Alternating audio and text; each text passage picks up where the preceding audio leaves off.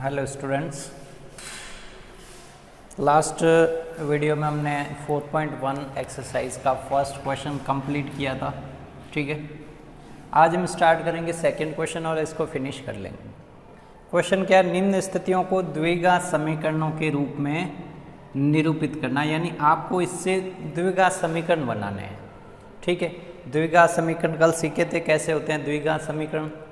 तो अब ये कंडीशन दे रखी है, यानी ये वर्ड प्रॉब्लम है, इससे आपको क्या करना है? द्विघात समीकरण का निर्माण करना है।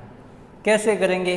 जैसे हमने रैखिक समीकरण बनाए थे, उसमें भी यही होता था। रैखिक समीकरण हम बनाते थे, उसमें क्या लेते थे? अज्ञात x और y लेते थे, जो ज्ञात करना था वो x y मानते थे। अब देखें पहला क्वेश्चन क्या है? एक आयताकार भूखंड का क्षेत्रफल 528 मीटर स्क्वायर है। क्षेत्र की लंबाई चौड़ाई के दुगुने से एक अधिक है, तो हमें भूखंड की लंबाई और चौड़ाई ज्ञात करनी है। ठीक है, चौड़ाई ज्ञात करके नहीं, हमें तो क्या करना? द्विघात समीकरण के रूप में निरूपित करना है। ये आगे वाला तो हमें करना ही नहीं है। ठीक है, तो हम क्या माने? तो माना भूखंड की चौड़ाई क्या है? चौड़ाई वो कितनी है? x है। कितनी है? x मीटर है। जितनी भी होगी वो x मीटर है। ठीक है, अब देखें हमारे द्विघात समीकरण में क्या होता है? हमें समीकरण ऐसी बनानी ax² bx + c के फॉर्म में। ये ऐसी द्विघात समीकरण होती है, यानी आपके चर x ही होगा जिसकी घात क्या होगी? 2 होगी। ठीक है, तब कैसे बनेगी समीकरण? अब इसमें संबंध दे रखा लंबाई और चौड़ाई के मध्य। चौड़ाई हमने x मानी है, चौड़ाई हमने क्या मानी? x। उस क्षेत्र की लंबाई चौड़ाई के दुगुने से एक अधिक है, तो अब भूखंड की लंबाई कितनी हो जाएगी? भूखंड की लंबाई कितनी होगी? जैसा कह रहा वैसा लिखना है। ये लंबाई होगी। लंबाई क्या है? चौड़ाई का दुगुना करके उसमें एक अधिक यानी एक जोड़ देना। तो क्या करना है? अभी हम आपके पास चौड़ाई है x, इसका दुगुना क्या होगा? इसका दुगुना होगा 2x। चौड़ाई के दुगुने से एक अधिक है, यानी उससे भी कितना अधिक है? 1। तो 1 जोड़ेंगे तो क्या आ जाएगी? लंबाई आ जाएगी। तो देखो भूखंड की चौड़ाई हमने x मीटर मानी, भूखंड की लंबाई क्या मिल गई? लंबाई के बीच में संबंध दे रखा चौड़ाई और लंबाई के बीच में कि वो चौड़ाई का दुगुना, तो ये चौड़ाई x थी, उसका दुगुना से एक अधिक है, तो ये एक अधिक कर दिया, दुगुना करके उसमें 1 जोड़ दिया। ठीक है, तो ये आ गई आपके लंबाई। अब क्वेश्चन में क्या दे रखा है? आयताकार भूखंड का क्षेत्रफल कितना? 528। तो आयत का क्षेत्रफल क्या होता है? तो आयताकार भूखंड का क्षेत्रफल क्या होगा? क्या होता है क्षेत्रफल आयत का? लंबाई गुणा चौड़ाई होता है। क्या होता है? लंबाई गुणा चौड़ाई। ये फॉर्मूला सबको पता होगा। ठीक है, नहीं पता है तो आज से याद कर लें। बीच में एक बार और आया था, ये लंबाई है और ये चौड़ाई है, तो इसका क्षेत्रफल ज्ञात करना है तो क्या होगा? लंबाई गुणा चौड़ाई करते हैं। ठीक है, अब देखें आयताकार भूखंड का क्षेत्रफल सवाल में दे रखा है कितना है? 528 है। कितना है? 528 है। ठीक है, या फिर आप उस साइड लिख सकते हैं। ठीक है, तो लंबाई और चौड़ाई कितनी है? लंबाई और चौड़ाई का गुणा करें तो लंबाई आपकी कितनी है? x। लंबाई कितनी? ये चौड़ाई कितनी है? x, और ये लंबाई क्या है? 2x + 1। पहले ये लंबाई लिख दें, फिर इसका गुणा किसके साथ करें? चौड़ाई के साथ, तो x के साथ गुणा करें। ये आपके क्या है? क्षेत्रफल आया हुआ। क्या है? क्षेत्रफल। कितना है? वो भी गिवन है, तो इन दोनों का गुणा करने पे कितना आएगा? 528 आएगा। ये तो पता है, क्योंकि लंबाई और चौड़ाई का गुणा होता है क्षेत्रफल। क्षेत्रफल कितना है? 528।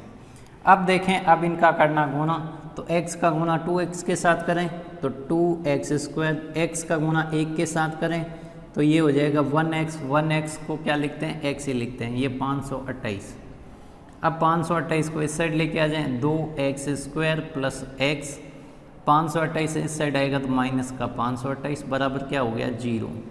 ये आपकी कैसी समीकरण बनी? द्विघात समीकरण। देखो इस फॉर्मेट में आई कि नहीं आई? ax², a की जगह 2 आ गया, b की जगह 1 आया और c की जगह -528 आ गया। तो यानी ये आपने क्या बना दी? ये द्विघात समीकरण बना दिया आपने। ठीक है, जैसी कंडीशन दे रखी होती है उसके अकॉर्डिंग हम क्या करते हैं? वैल्यू रखते जाते हैं और हमें क्या मिल गई? द्विघात समीकरण। ठीक है, अब अगला सवाल क्या है, नेक्स्ट सवाल है, अगला सवाल क्या है, दो क्रमागत धनात्मक पूर्णांकों का गुणनफल कितना है। गुणनफल 306 है। हमें पूर्णांकों को ज्ञात करना है,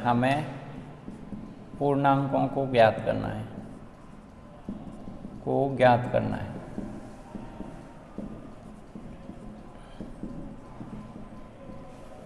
अगर आपको कहीं लंबाई चौड़ाई ज्ञात करनी तो इस द्विघात समीकरण को हम हल करेंगे तो लंबाई और चौड़ाई आपको मिल जाएगी। ये पूरे से। अब देखें दूसरा सवाल क्या है, दो क्रमागत धनात्मक पूर्णांकों का गुणनफल 306 है। ठीक है, तो हमें पहले क्या मानना, दो नहीं मानना है। ऐसे नहीं कि पहला एक से दूसरा वही मान लें। क्यों दो क्यों नहीं मानेंगे, क्योंकि हम क्या पढ़ रहे हैं, द्विघात समीकरण पढ़ रहे हैं और द्विघात समीकरण में चर आपका कितना होता है, एक ही चर होता है। ठीक है, तो हम चर दो नहीं ले सकते, तो एक चर क्या लेंगे, क्रमागत धनात्मक पूर्णांक। इसका मतलब क्या हुआ, क्रमागत यानी 5 है, इसके आगे वाला क्रम में कौन आएगा पूर्णांक, तो वो 6 आएगा। ठीक है, तो ऐसे ही दो नंबर है, तो पहला हम x मानेंगे तो अगला क्या मानेंगे। ठीक है, तो अगला क्या होगा, इसमें एक जोड़ने पे ये आया कि नहीं है। अब 6 क्या है, 6 5 में एक जोड़ा तब आया, तो पहला x है तो दूसरा क्या हो जाएगा, x + 1 होगा कि नहीं होगा, क्रमागत यानी उसका अगला।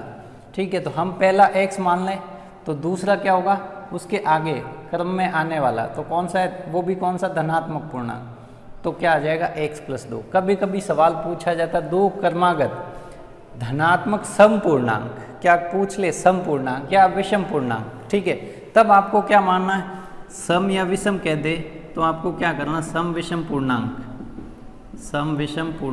कैसे, दो क्रमागत, उस केस में क्या करना आपको, पहला x मानोगे तो पहला सम संख्या 4 है तो उसकी अगली संख्या क्या होती है, 6 होती है, उसके क्रम में आने वाली तो 6 होती, तो ये 6 कैसे आएगा, 4 में 2 जोड़ा तब, तो इसी प्रकार इसमें भी क्या आएगा, x + 2, यानी पहला x होगा तो अगला क्या होगा, x + 2 होगा।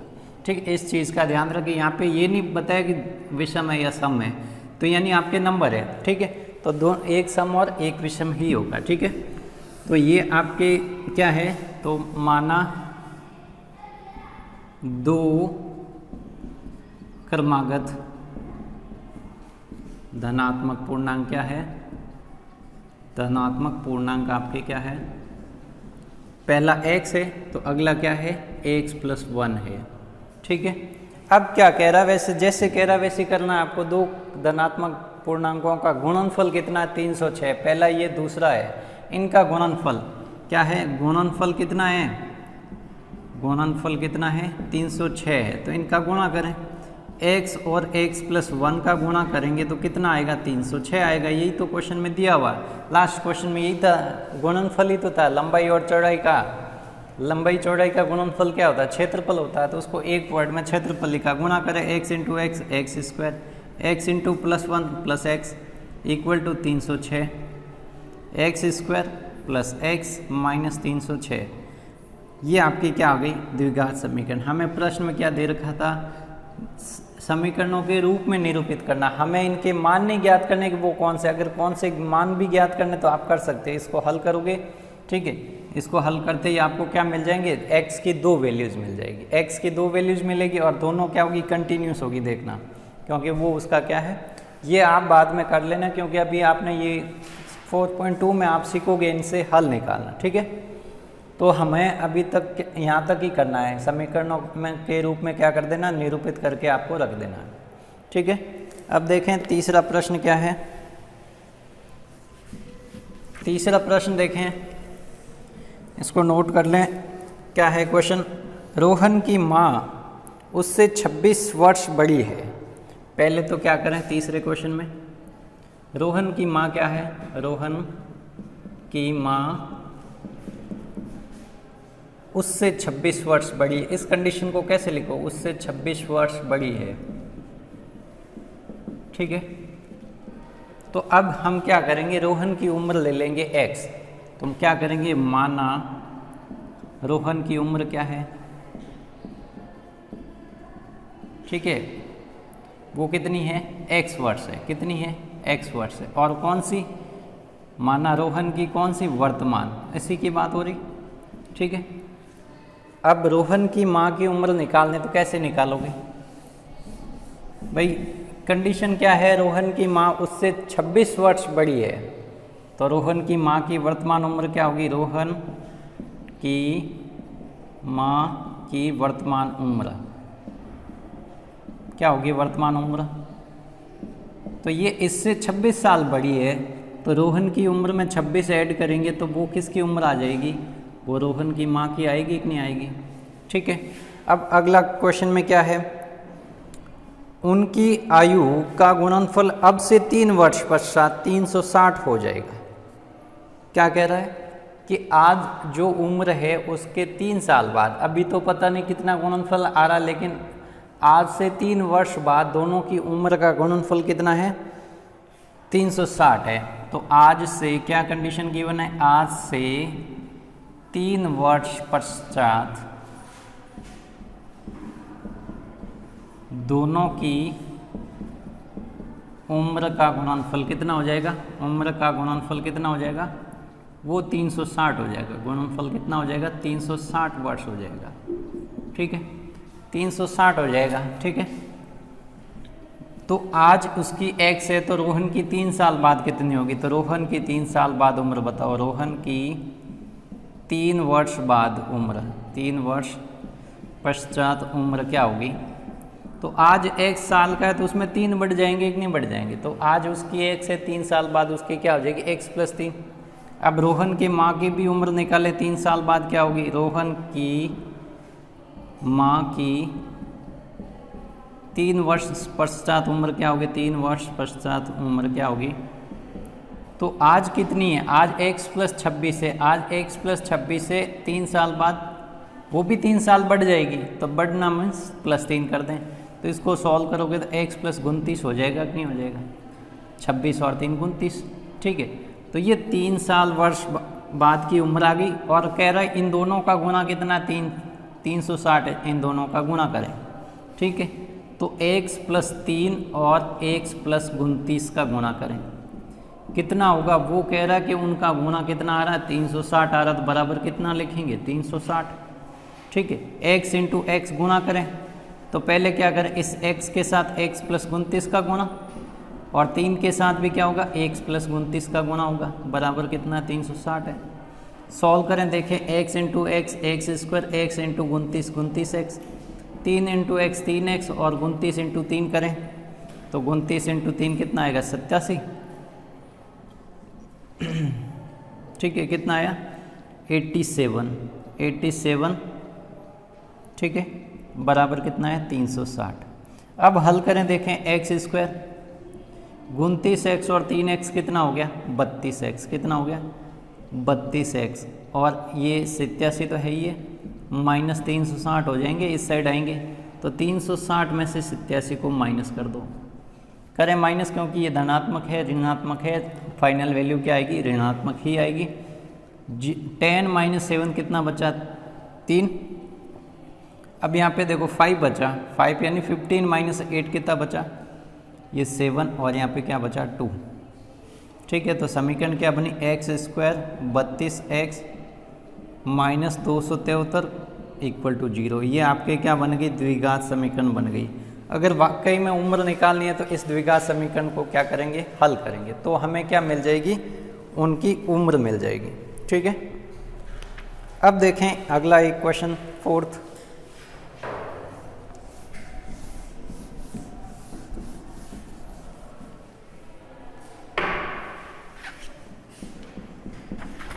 क्वेश्चन देखें। 4th में क्या है, एक रेलगाड़ी 480 किलोमीटर की दूरी समान चाल से तय करती है, ठीक है। चलो इस क्वेश्चन को नोट कर लेता हूँ। एक रेलगाड़ी 480 किलोमीटर की दूरी समान चाल से तय करती है, समान चाल से तय करती है, ठीक है। यदि उसकी चाल क्या हो जाए, उसकी चाल कितनी हो जाए, 8 किलोमीटर पर आवर से क्या हो जाए, कम हो जाती है। क्या हो जाती है, कम हो जाती है।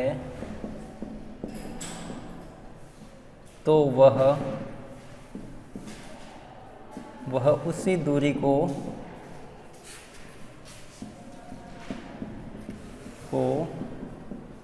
तय करने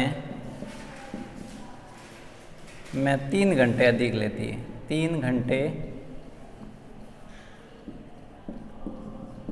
अधिक लेती है।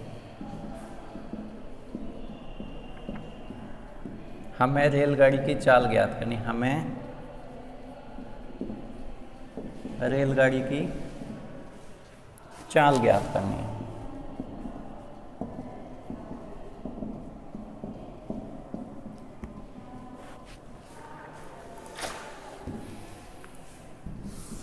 तो इस प्रश्न को आपने पढ़ लिया होगा, ठीक है। एक रेलगाड़ी 480 किलोमीटर की दूरी समान चाल से तय करती है। अब समान चाल क्या है, तो अब हम मान लेते हैं माना चाल क्या है, माना चाल क्या है, x किलोमीटर प्रति घंटा है। x किलोमीटर वो 1 घंटे में जाती है, ठीक है। उसकी चाल 8 किलोमीटर से कम कर दी जाती है, ठीक है। तो उसको टाइम कितना लगता है, दूरी तय करने में 3 घंटे लगते हैं। तो अभी कितने घंटे लगेंगे बताओ। तो ये x किलोमीटर जाती है, यानी 480 किलोमीटर जाने में अब कितना टाइम लगेगा। तो 1 घंटे में x जाती है तो इसका भाग देंगे, ठीक है। तो समय क्या होता है, देखो एक आपके क्या होता है, स्पीड क्या होती है, डिस्टेंस अपॉन टाइम होती है, ठीक है। इसको क्या कहेंगे, गति, ठीक है। क्या है, चाल, ठीक है। चाल बराबर क्या होती है, दूरी बटा समय, ठीक है। तो अब आपको ज्ञात क्या करना, समय ज्ञात करना है। समय ज्ञात करना, देखो क्या होता है, समय क्या होता है, दूरी बटा चाल होता है, दूरी बटा चाल, दूरी बटा चाल होता है, ठीक है। अभी समय निकालना है कि वो 480 किलोमीटर गई है, उसमें कितना समय लगा। x की स्पीड से जा रही, तो समय कैसे ज्ञात करें, दूरी बटा चाल से। समय कैसे ज्ञात करें, दूरी बटा चाल से, ठीक है। तो समय ज्ञात करना है, तो 480 किलोमीटर दूरी तय करने में लगा समय, तय करने में लगा समय कितना लगेगा। तो देखें समय क्या होता है, दूरी बटा चाल। तो कितनी दूरी तय की, 480। चाल पूछ रहा है, चाल कितनी, चाल x माना, तो ये कितने लगेंगे, ये टाइम किस में आएगा, घंटे में आएगा, क्योंकि ये किलोमीटर प्रति घंटा है। तो 480 बटा x घंटे लगे। अब अगली कंडीशन देखें। अगली कंडीशन क्या है, यदि उसकी चाल 8 किलोमीटर प्रति घंटे से कम हो जाती है, अभी चाल जितनी भी है उससे कम हो जाती है। अभी चाल कितनी है, x है, अब कम हो गई 8 से, तो वो उसी दूरी को तय करने में 3 घंटे अधिक लेती है। कितने घंटे अधिक लेती है, 3 घंटे, ठीक है। तो अभी चाल कितनी है, वर्तमान चाल क्या होगी, या दूसरे केस में चाल क्या होगी, वर्तमान चाल क्या होगी, या लिखें दूसरी स्थिति में चाल कितनी हो जाएगी, दूसरी स्थिति में चाल कितनी हो जाएगी, तो x माइनस 8 किलोमीटर प्रति घंटा होगी कि नहीं होगी। भाई चाल उसकी 8 किलोमीटर प्रति घंटा से कम हो जाती, पहले x थी, अब 8 से कम हो गई तो माइनस कर देंगे। अब ये वाला लगाना है और हमें क्या ज्ञात करनी, चाल ज्ञात करनी। चाल ज्ञात करनी है, चाल क्या होती है, दूरी बटा समय, ठीक है। अभी आपको समय दिया हुआ, देखो यहाँ 3 घंटे अधिक लगते हैं। समय का फॉर्मूला क्या होगा, देखें समय, तो यहाँ देखें समय क्या होगा, समय होगा आपके दूरी बटा, ये लिखा हुआ ही है वैसे, ठीक है। समय का लिखा हुआ है दूरी बटा चाल, ठीक है। तो अब हमें क्या निकालना है, चाल ज्ञात करनी है या समय। समय टोटल कितना हो जाएगा, पहले तो ये इतना टाइम लगा, अब कह रहा 3 घंटे ज़्यादा लगे, तो इसमें 3 घंटे ऐड हो जाएंगे, ठीक है। तो अब समय कितना लगेगा, दूसरी कंडीशन में समय कितना लगा, तो पहले लगे थे 480 बटा x घंटे। अब ये कह रहा है पहली बार से 3 घंटे ज़्यादा लगे, तो इसमें क्या करेंगे, 3 ऐड कर लेंगे। ये घंटे आए कि नहीं आए, ये घंटे आ गए, ठीक है। अब आपके पास चाल है, समय है, ठीक है, और टाइम भी आ गया आपके पास, ठीक है। दूरी कितनी है? दूरी 480 है। सेकेंड टाइम भी वो कितनी दूरी तय करी? 480 किलोमीटर। तो अब देखें,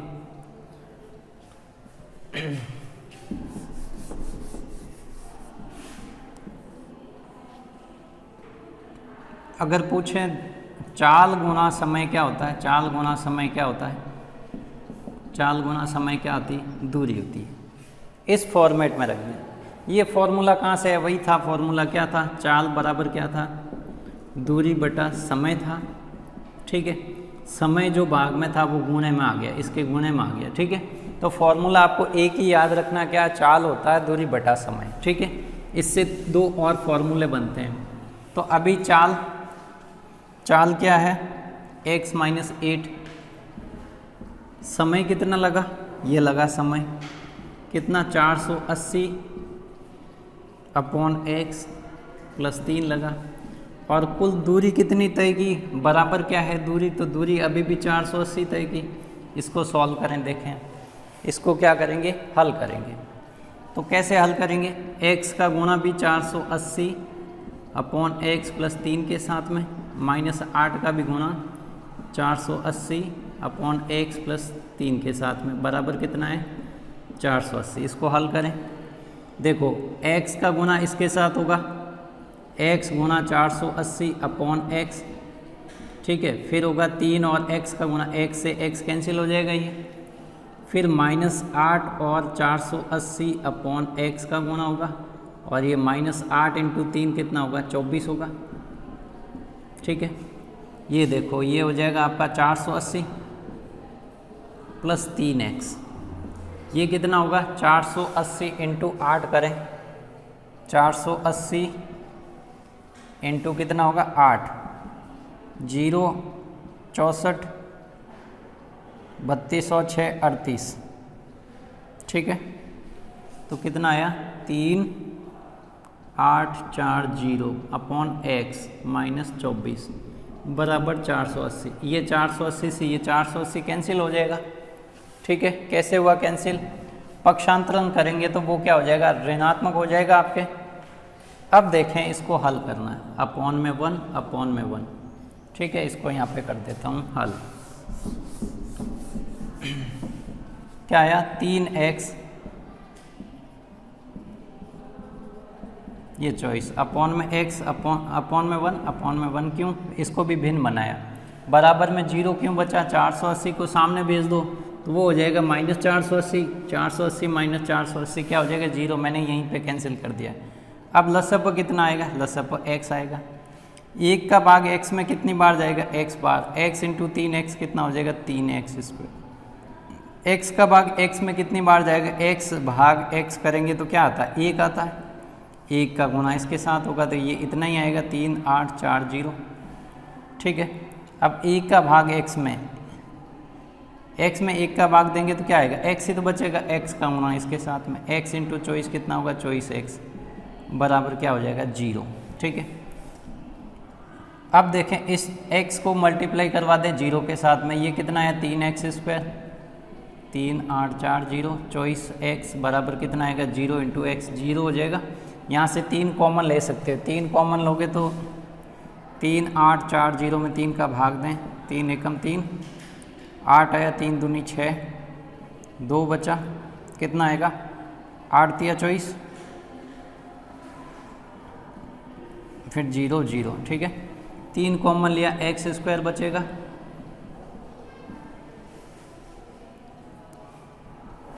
तीन का भाग दें तो 8 तिया 24, ये 0 हो जाएगा। फिर इसको भी भेज दो वहाँ 0 में, तो x square minus 8x minus 1280 बराबर क्या हो जाएगा? 0 बटा 3 भी क्या हो जाएगा? 0। तो ये आपका सॉल्यूशन किसका है? ये आपके द्विघात समीकरण बन गई। हमें क्या बनाना था? द्विघात समीकरण के रूप में निरूपित करना था, जो हमें क्या है? मिल गई। अब देखें आपको प्रॉब्लम आ रही होगी इस कैलकुलेशन में, ठीक है। तो इसको मैं फिर से समझा देता हूँ आपको कि ये गुणा क्यों किया x के साथ में। देखें अभी यहाँ पे देखो क्या था? 3x -3840 अपॉन x, 24 अपॉन, यानी यहाँ पे 1 बनाया, यहाँ पे 1 बनाया। क्यों बनाया?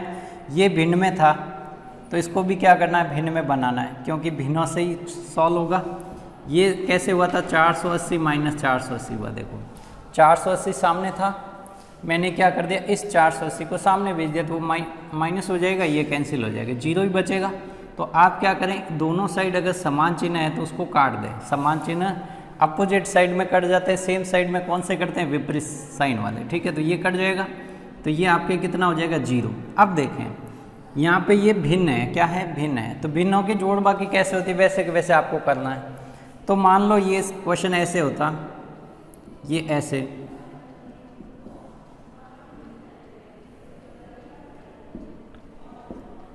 या यहाँ पे कर लें, 4 कर लें। ठीक है, अब ऐसे भिन्न को आप कैसे सॉल्व करते, तो आप क्या करते, 1, 2 और 1 का लसअप लेते। इन दोनों में, इन सब में बड़ी संख्या क्या है, 2 है, तो 2 लसअप आ रहा है कि नहीं आ रहा, तो आप क्या करते, 2 लसअप लेते। फिर 1 का भाग क्या करते, 2 में देते।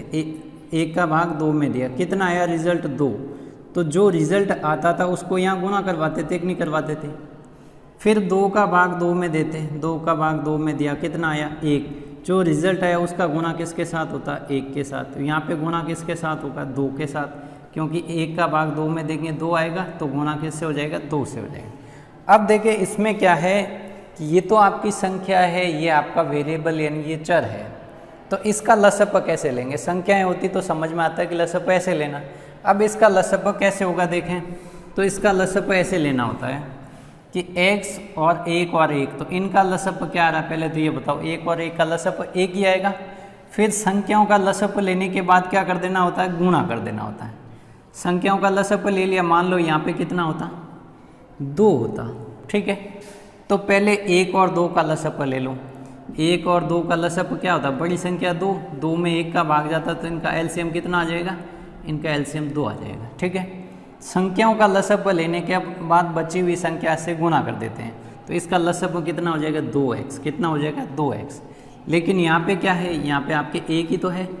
ठीक है, तो इसका लसअप कैसे लेना है, 1 और 1 का लसअप कितना आया, 1 का गुणा अब बचे हुए x से करवा दो, तो क्या आ जाएगा, 1x यानी x। आई बात समझ में। अब देखें आपको क्या करना है, अब वही जैसे भिन्न में करते थे, ये आपका लसअप है। लसअप में हम क्या देते हैं, हर का भाग देते हैं। हर का भाग दें, 1 का भाग सभी संख्याओं में जाता है, जितनी बार जाता है जो लिखा होता है अंश में, तो इसमें कितनी बार जाएगा, x बार जाएगा। कितनी बार जाएगा, x बार। तो अब देखें 1 का भाग x में कितनी बार गया, x। जितनी बार भाग जाता है वो गुणा होता है कि नहीं होता, अंश के साथ। भाग हम हर का देते हैं लसअप में, लेकिन गुणा किसके साथ होता है, अंश के साथ। जैसे भिन्नों की जोड़ बाकी हो रही वैसे ही वैसे हो रहा है। यहाँ पे क्या आ गया, यहाँ पे आपका चर पद आ गया, तो उसमें थोड़ा क्या है, लसअप लेने का तरीका अलग है। ठीक है, अब फिर देखें x का भाग x में दे, लसअप में हम क्या करें, हर का भाग दे रहे हैं। हर का भाग दिया, x से x कैंसिल होता है, क्या बचेगा, 1। समान संख्या में भाग देते हैं, उसी संख्या का तो भाग में क्या रिजल्ट आता है, 1। तो 1 का गुणा इसके साथ होगा कि नहीं हुआ, हर का भाग दिया लसअप में, गुणा किसके साथ होगा, अंश के साथ में। सेम टू सेम क्या करना है, x अपॉन 1 का x, यानी ये आपका लसअप है, उसमें 1 का भाग दिया, क्या बचेगा, x ही बचेगा। जो भागफल बचा उसका गुणा किसके साथ होगा, इसके साथ, तो यानी ये x हो गया। अब देखें, अब आपको गुणा करके लिखना होता है बस, तो ये कितना हो जाएगा, 3x² हो जाएगा, 3 इंटू x, 3x², ये सेम आएगा, और ये कितना आ जाएगा, 24x आ जाएगा। कितना आ जाएगा, 24x। ठीक है, अब फिर कैसे क्या करेंगे, ये जो अब हर में बचा वो सामने गुणे में चला जाएगा, तो ये कितना आया, 3x², 3 8 4 0 24x और 0 इंटू x। ठीक है, तो आपके ये द्विघात समीकरण दिख रही है अब। ठीक है, ये सामने चला गया गुणे में, तो गुणे में 0 और x का गुणा क्या होगा, 0 ही होगा, सामने बचा 0। अब देखो इनमें से कोई संख्या कॉमन आ रही, इसको यहाँ तक भी आपका आंसर राइट है, ये भी द्विघात समीकरण क्या है, बन गई है। लेकिन अब आपको क्या करना है, अब कॉमन लेना है, तो कॉमन ले, तो 3 कॉमन आ रहा है, कॉमन का मीन्स 3 से भाग देंगे, x², 3 से भाग देंगे तो ये कितना आएगा, ठीक है, कितना आया, 3 एकम 3, 0, 3 दूनी 6, कितना 8 तिया 24, और 0, क्या आया 1280। अब 3 का भाग इसमें भी देंगे, जो कॉमन लेते हैं उसका क्या करते हैं भाग देते हैं, ठीक है। तो ये कितना आएगा 8x, ठीक है। अब ये 3 है वो कहाँ चला जाएगा इसके भाग में, ठीक है। तो देखो इसको क्रम में लिखें, ax² फिर होता है bx, तो bx तो 8x को मैं पहले लिख देता हूँ, क्योंकि अपने क्या ऐसे होता है ax² plus bx plus c के फॉर्म में लिखते हैं। यही आपके द्विघात समीकरण, x वाले टर्म को मैं पहले लिख रहा हूँ, अचर पद को मैं बाद में लिख रहा हूँ। अब यहाँ पे चिन्ह चेंज क्यों नहीं हुए, ये भी तो ये अभी क्या है इसी साइड है, ये आगे आया ये पीछे गया, उससे चिन्ह चेंज नहीं होते। जब चिन्ह कब चेंज होते हैं, जब पक्षांतरण होता है, दूसरे पक्ष में चले जाते हैं, तब चिन्ह चेंज होते हैं, ठीक है। तो ये आपके क्या बन गए द्विघात समीकरण, ठीक है। इसको हम हल करेंगे तो हमें चाल मिल जाएगी, लेकिन इसको हमें हल नहीं करना है, क्योंकि हमें तो क्या करना है समीकरण के रूप में ही निरूपित करना है, हमें द्विघात समीकरण निकाल के रख देनी है, ठीक है। तो ये था आपका 4th क्वेश्चन। नेक्स्ट लेक्चर में हम करेंगे 4.2, जिसमें हम क्या करेंगे द्विघात समीकरणों को हल करना सीखेंगे। जैसे हमने रैखिक समीकरणों को हल किया था, x और y ज्ञात किए थे, क्योंकि उसमें चर आपके क्या थे x और y थे। इसमें आपका चर x है, घात कितनी 2 है, तो x के भी कितने मान मिलेंगे 2 मान मिलेंगे, ठीक है। तो मिलते हैं नेक्स्ट वीडियो में।